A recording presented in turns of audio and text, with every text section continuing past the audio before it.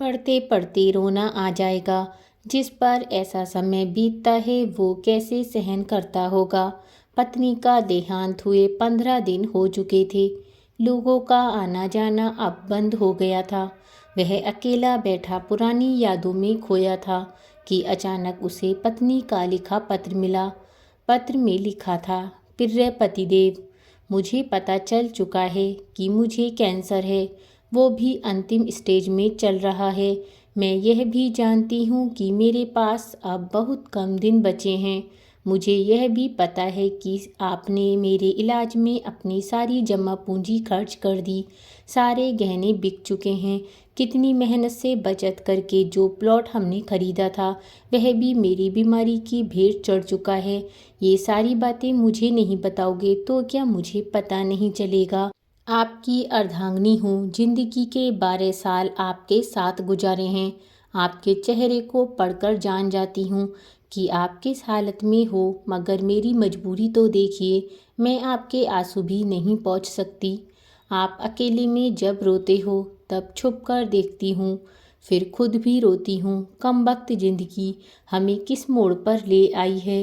एक दूसरे का दर्द भी नहीं बांट सकते, आंसू भी नहीं पहुँच सकते। आप समझते हैं आपको रोते देख कर मैं कमज़ोर पड़ जाऊंगी। इधर मैं नहीं चाहती कि आप कमज़ोर पड़ें। कितनी बेगानी हो गई हूँ ना मैं। आपकी उदासी का कारण भी नहीं पूछ सकती। आजकल सब जान पहचान वाले मिलने आ रहे हैं। शायद अब मैं 1-2 दिन की मेहमान हूँ। शायद मेरी यात्रा पूरी हो चुकी है।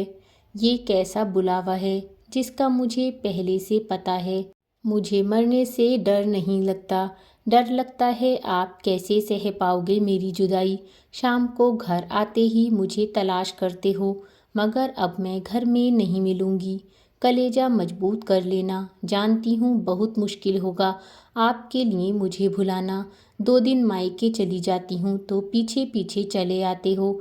अब तो हमेशा के लिए बुलावा आ गया है। हाथ और साथ दोनों छोड़कर जा रही हूँ, मगर आप हिम्मत मत हारना। बच्चे अभी बहुत छोटे हैं। उनसे कहना मम्मी भगवान के पास गई है, जल्दी लौट कर आएगी। मेरे चले जाने के बाद बिल्कुल भी मत रोना। कलेजे को पत्थर कर लेना। आप मुझसे कहा करते थे ना कि मैं बहुत डरपोक हूँ, बात बात पर रो पड़ती हूँ।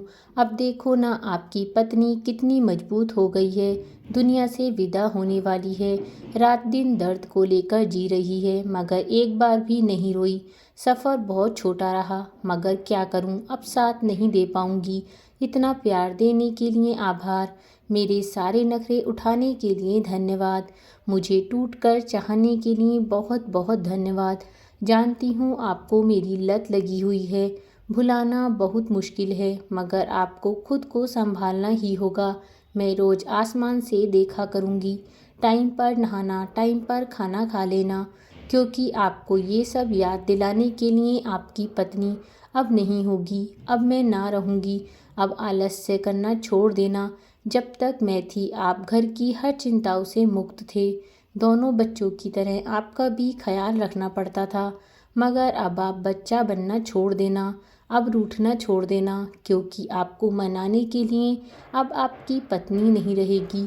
अब टूटना भी छोड़ देना, क्योंकि आपकी हिम्मत बंधाने के लिए आपकी पत्नी नहीं होगी। ऐ जिंदगी, तेरे सफ़र में इतने दुख क्यों हैं? जो जीना ही नहीं चाहते उनके लिए तू लंबी है, मगर जो जीना चाहते हैं उनकी सांसें इतनी कम क्यों हैं? अब और नहीं लिखा जाता, हाथों में दम बिल्कुल भी नहीं है, फिर भी लिख रही हूँ। आप 2 दिन से सोए नहीं थे, इसलिए आज गहरी नींद में सो रहे हो। मुझे लिखने का वक्त मिल गया, मगर अब मैं लिखना बंद करके आपको थोड़ा सा निहारना चाहती हूँ। पता नहीं सुबह उठूँ या ना उठूँ। आज आखिरी बार आपके हाथों को तकिया बनाकर सोना चाहती हूँ, बस। दोस्तों, कहानी कैसी लगी कमेंट करके ज़रूर बताना, और ऐसी ही और कहानियाँ सुनने के लिए चैनल को सब्सक्राइब कर बेल आइकन प्रेस कर लेना।